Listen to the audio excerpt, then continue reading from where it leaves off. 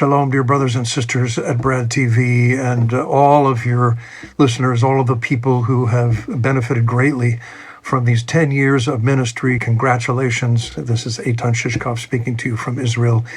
We have benefited greatly. You have meant so much to the people of Israel, and all the more so in our times of difficulty.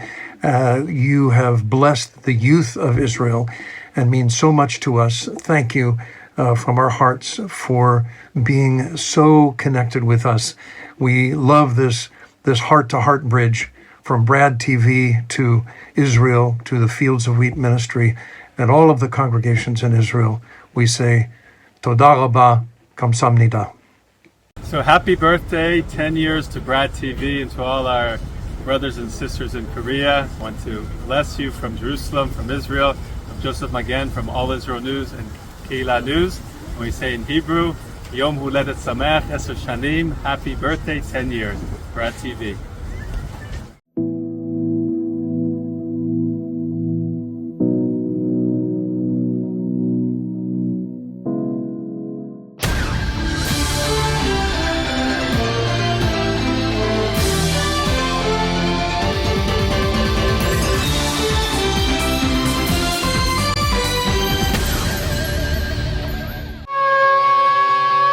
Coming up on this edition of Jerusalem Dateline, a Houthi strike on Tel Aviv with the threat of more to come. Front and center, support for Israel main stage at the 2024 Republican Convention.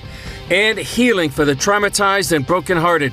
Regent University collaborates with Israeli therapists to bring help to war victims. Plus, giving thanks to God for a modern-day miracle. All this and more coming up on this edition of Jerusalem Dateline.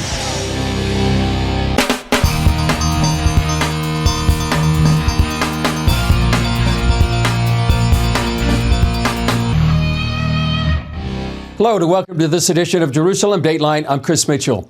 Yemen is claiming responsibility for a drone strike in the heart of the Israeli coastal city of Tel Aviv early Friday and promising more attacks on central Israel. One person was killed and 10 wounded when the UAV crashed into a building. The Yemeni armed forces declare the occupied Yafa area an unsafe zone, and it will be a primary target for our weapons. We will focus on targeting the Zionist enemy's internal front and reaching deep into their territory. Israeli military spokesman Daniel Hagari says Iran is behind all the wars in the region against Israel. Simhat 3 is an Iranian weapon that was modified to increase its range. Iran supports, funds, and arms its proxies in regions like Gaza, Judea and Samaria, Lebanon, Syria, and Yemen. The U.S. military says it intercepted 4 Yemeni-launched UAVs, and it appears that a 5th got through to Tel Aviv. Israel says the drone was spotted, but due to human error, wasn't tracked properly. In other news this week, the Knesset voted overwhelmingly against the establishment of a Palestinian state, stating it would pose an existential threat to Israel and its citizens. The vote comes just days before Prime Minister Benjamin Netanyahu's visit to Washington for an address to Congress. The White House has been pushing for a two-state solution. Also this week, the group Human Rights Watch released a report confirming Hamas committed numerous war crimes on October 7th, including deliberate and indiscriminate attacks against civilians, including sexual and gender-based violence. The report states killing civilians and taking hostages were central goals of the attack and not isolated incidents or plans gone wrong, as Hamas has claimed. Meanwhile, Israeli families of hostages got a boost from President Trump. Hamas terrorists killed 26 Americans and kidnapped 8 on October 7th. One family spoke at the Republican National Convention, and former President Trump gave his backing. And the entire world, I tell you this, we want our hostages back, and they better be back before I assume office, or you will be paying a very big price. In addition to former President Trump's statement about the hostages, support for Israel was front and center at the Republican convention this week. One of the younger voices at the podium was Shabbos Kurtzenbaum from Harvard, describing anti-Semitism he experienced during his Ivy League experience. Ladies and gentlemen, please welcome recent Harvard University graduate Shabbos Kurtzenbaum.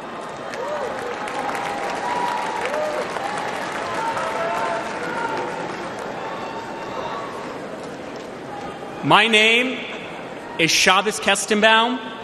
I am a proud first-generation American. I am a proud Orthodox Jew. And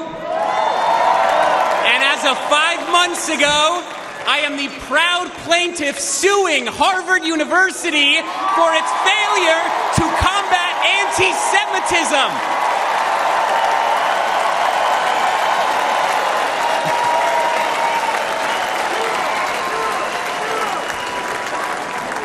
I came to Harvard to study religion, the foundation of Western civilization. What I found was not theology, but a contempt for it. My problem with Harvard is not its liberalism, but its illiberalism. Too often, students at Harvard are taught not how to think, but what to think. I found myself immersed in a culture that is anti-Western, that is anti-American, and that is anti-Semitic.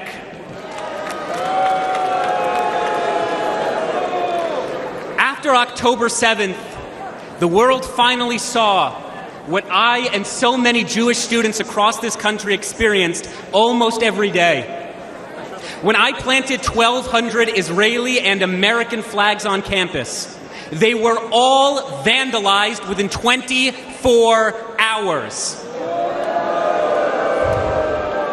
I was harassed by my peers merely for being a Jew and have received countless death threats online. Students and professors have openly called for new Hamas-style attacks against the United States. And perhaps most damning, when Hamas terrorists butchered 45 American citizens on October 7th, when they took 12 Americans hostage, Harvard refused to immediately and unequivocally condemn this atrocity. My fellow Americans, the anti-Semitic bigotry, unfortunately, extends far beyond the universities.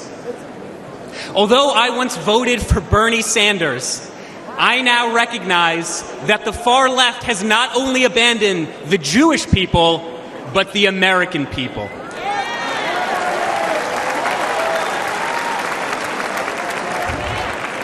The Democratic Party, the party I registered to vote for the day I turned 18, has become ideologically poisoned. And it is this poison, it is this corruption that is infecting far too many young American students. Let's be clear. The far left's anti-Semitic extremism has no virtue, and the radicalism on our campuses and on our streets has no moral legitimacy.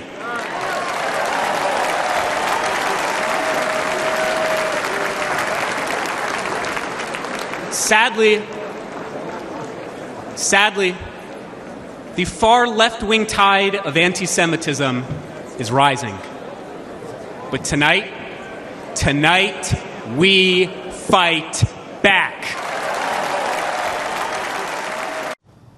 Another loaded moment at the convention was when the parents of 22-year-old Omer Nutra, still a hostage in Gaza, took the stage.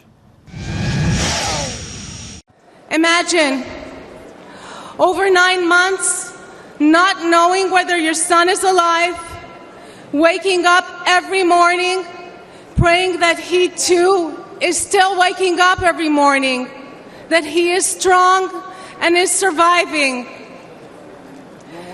I recite Psalm 23 in his merit every single day. Gam ki elech begei tzal mavet, Lo erara ki ata imadi. I walk through the shadow of the valley of the shadow of the death. I will fear no evil, for thou art with me. Thy rod and thy staff, they comfort me. Bring them home. Bring them home. Bring them home. Bring them home. Bring them home.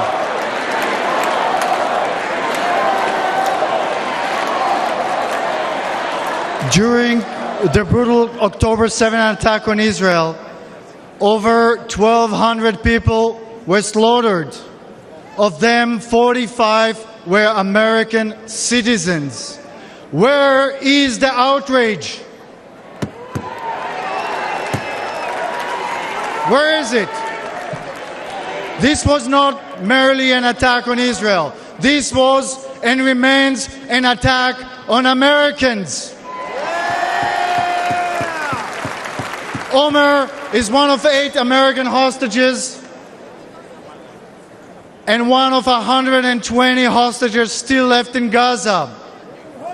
Citizens of 24 countries and 5 different religions, still held by Hamas, denied basic human needs, their lives threatened every day.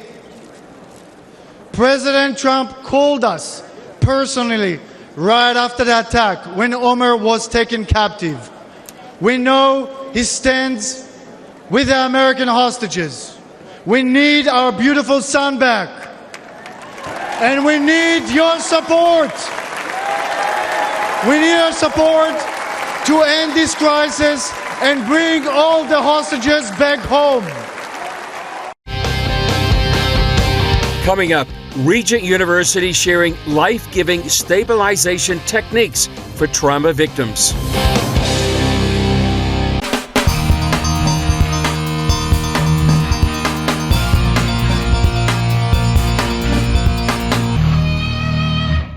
CBN Israel and Regent University are taking a unique approach in helping Israelis traumatized by the ongoing war. It involves training Russian-speaking counselors in Israel. The key is using trauma therapy techniques learned by counselors during the Ukraine war with Russia. CBN Middle East correspondent Julie Stahl has more on this collaboration. After the October 7th massacre and ensuing war, Regent University involved its International Institute of Postgraduate Education in Ukraine to train Russian-speaking counselors in Israel. Together with CBN Israel and the Israel Trauma Coalition, they came up with a plan.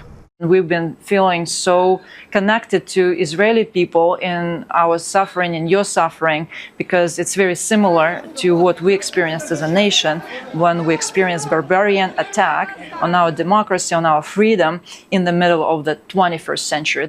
Here at the Maccabea village, Jewish athletes from around the world come to train and compete in the Jewish Olympics.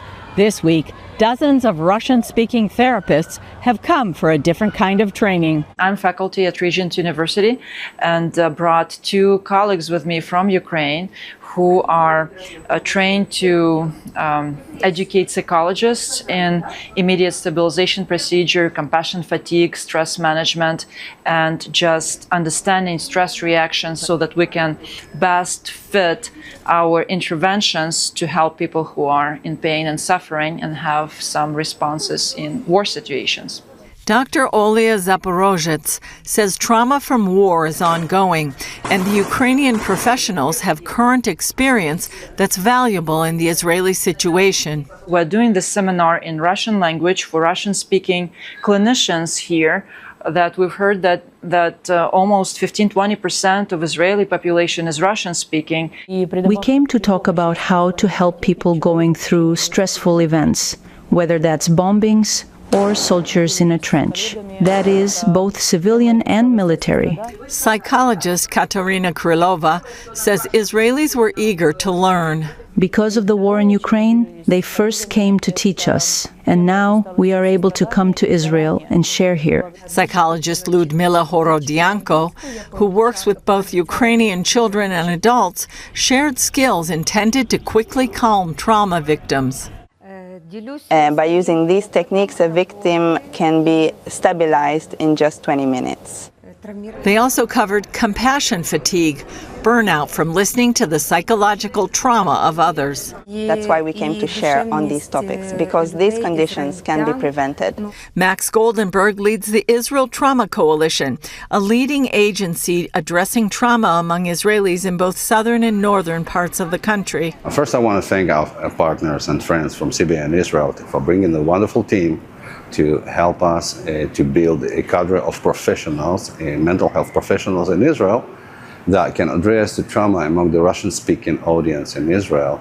Goldenberg says 1.5 million people here feel the impact of the Iron Swords War, either because they lost family members or share connections with the hostages.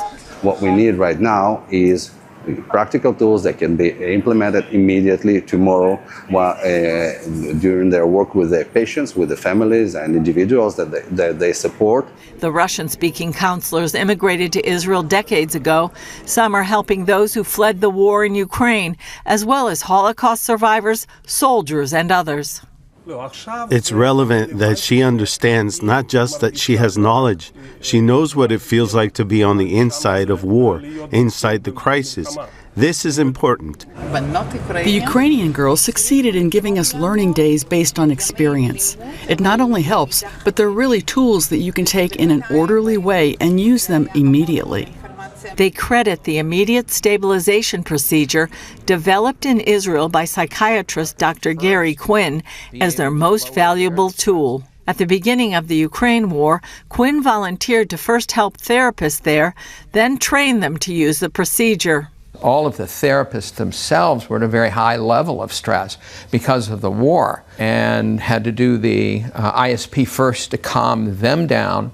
During that time, he cites an incredible collaboration with Zaporozhye Regent University and CBN to modify and adjust the method. The product came back in better condition, much more streamlined and much more effective and efficient in helping people. The Israeli counselors felt enriched by what they learned. It's really an excellent tool, and I'll use it a lot. It's not a treatment. It brings a person back to the place where he can function. Right now, there is a lot of worry. We need many methods to cope with everything. Zaporozhye says she's taking Israeli resilience back to Ukraine and mentioned a humorous but true Israeli saying.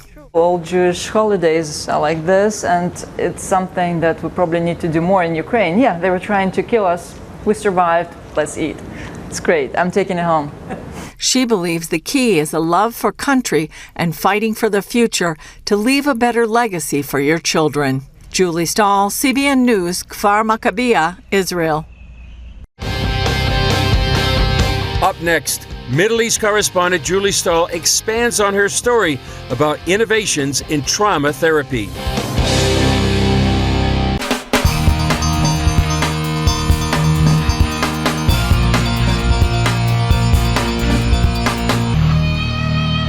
Well, joining us now in our studio is CBN Middle East correspondent Julie Stahl. Julie has quite a story and some collaboration between Regent University, our alma mater, and also Israeli therapists. Yeah, it really was. You know, I was personally inspired when I went there that day, talking to Dr. Quinn, who came up with this ISP method, this immediate stabilization procedure. And, you know, I've wondered, and I asked him, you know, how will Israel ever come out of this? And he said he was encouraged because the people that he's talked to and ministered to, he's seen how they come out of it. Yeah. And particularly with this ISP procedure, it brings people, they have a scale of 0 to 10, and it brings them from 10 to maybe a 3 or 4 and be able to function, right. You know, very quickly, within 20 minutes, within an hour. And that's really critical. Yeah. You're talking about soldiers coming off a battlefield. You're talking about the people he had worked, Dr. Quinn had worked with, the people from Kibbutz Be'eri, and he said he saw, like within an hour and a half, he saw the changes in them. And I can't say for sure, but these are the people who are already going back and building a new neighborhood in their kibbutz. You know, which until recently you were still hearing booms in Gaza. I think probably you still are. You know, and they really went through a lot. So it was one of the hardest hit places. So, you know, to see that people are coming out of this, it's really amazing, and how they can come out of it, it's really good. And going forward, I mean, even what you talked earlier in the show about a drone hitting Tel Aviv. Yes. So certainly that's trauma is really throughout the country. Yeah, it is. You know, and if you can be able to prevent it, or the post-traumatic stress disorder, or bring people back really quickly, that's pretty amazing. Yeah. And you know, Dr. Zaporovich from Regent University, she wants to come back, and so we'll see. You know, we'll see how. I'm sure they'll want her to come back. The course was really, really successful. Everything I heard from everybody, they were very positive and very happy. So I think it's a good thing. Great story. Great job, Julie. Thank you. Still ahead, offering thanks at the Western Wall for a modern-day miracle.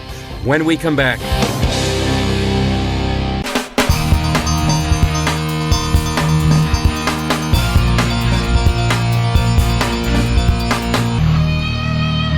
Many people in America believe the attempted assassination of President Trump was a miracle.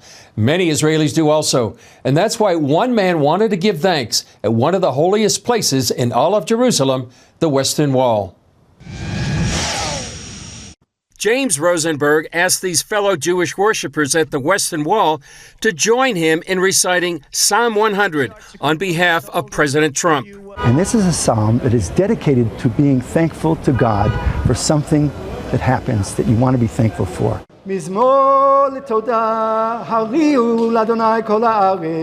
Rosenberg says what they did at the wall and what happened to President Trump transcended politics. The issue about what we said was there was a miracle. There was a miracle that happened, a big miracle. And Mr. Trump knows it, and his followers know it, and people all around him know that there was a miracle there. If that bullet had gone a quarter of a centimeter to the other side, he'd be gone, and he knows that. They recited the psalm on behalf of the former president. So the way we look at things, when a person has a miracle, they have to be thankful. And I, in my saying that chapter of the Psalms, was acting on behalf of Mr. Trump, because he has an obligation to be thankful and to say it at the most important place in the world, which is right over there. Rosenberg says miracles like what happened in Butler, Pennsylvania, affect the nations and Israel. Once we recognize that something's a miracle, we recognize that for the nation of Israel, miracles are our family business. For 4,000 years, we've been experiencing miracles. Sometimes we accept it. Sometimes we go, we're not interested. But there are miracles nonetheless. And so, how to process miracles and how to deal with miracles is our business here in Israel. This is the nation of Israel and the land of Israel. And what's very important to understand is when we are thankful for the miracles that happen in the world, we bring on the redemption. And the redemption of Israel is the redemption of the whole world. Psalm 100 says, a song of thanks, shout for joy to God, all the earth. Serve the Lord with gladness. Come before him with joyful songs. Know that God is the Lord. He made us, and we are his. We are his people, the sheep of his pasture. Come to his gates with thanksgiving, and his courts with praise. Give thanks to him and bless his name.